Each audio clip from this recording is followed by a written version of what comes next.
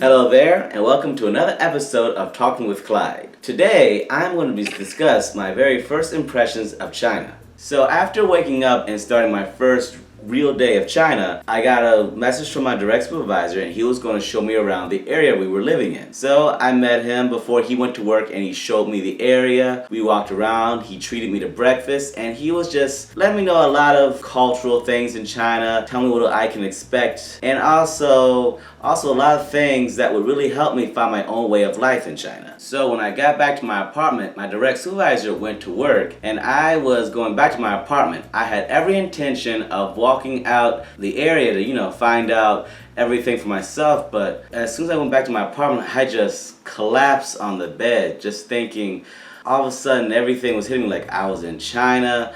I knew nothing. I didn't know where anything was. It was like I had to relearn everything from scratch. And part of me was thinking, this has to be a dream. I'm just gonna wake up. But the other part of me knew that this was no dream. And it was morning when I went back to my apartment. And before I knew it, I had let the morning, the afternoon, and it was already evening. I couldn't believe it was already evening and there was no food in the apartment. I haven't really eaten anything since my direct supervisor treated me. So I finally convinced myself to get out of bed and actually walk outside. And when I went outside, I convinced myself it's time to go and get some food. And I remember I went to the supermarket that was near where we lived and I walked into it. But it is so much different than what I was used to.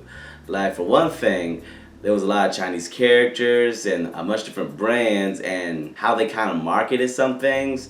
Like, I couldn't tell soap from lotion and shampoo from lotion and body wash.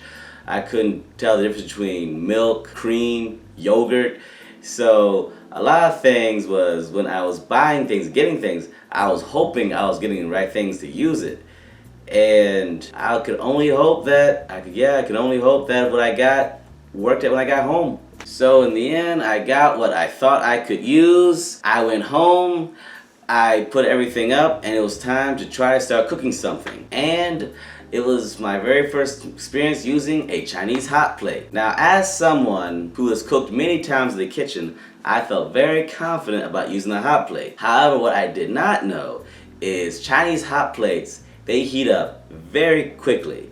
And I cannot remember what I tried to make at first. What I do know is it became black and burnt very quickly. And I had really no idea how to control the hot plate. And I think I was able to save it enough where it was edible. But whatever I made that day was very black and burnt, and I learned a very important lesson. When it comes to hot plates, start at a low temperature and build up. So I just finished eating dinner, and then after I ate dinner, I went ahead and finally started setting up my apartment. Perhaps the biggest thing I had to do was set up something called a VPN, which really helps you go through the internet, because in China, a lot of things are blocked. And if you don't have a VPN, a lot of privileges that we have in the US to go on a lot of sites, you don't have that option in China. So you need a VPN in order to take advantage of those privileges. And that took quite a bit of time to actually set up. And then also I got messages to let me know of what I was going to have to prepare for the next day, which was medical checkups and going to the office to meet my coworker for the first time.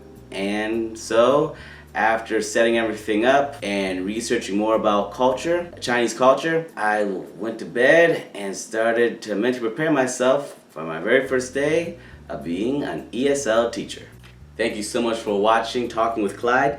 This has been an episode of me reminiscing about my very first impressions of China and my very first experiences in China.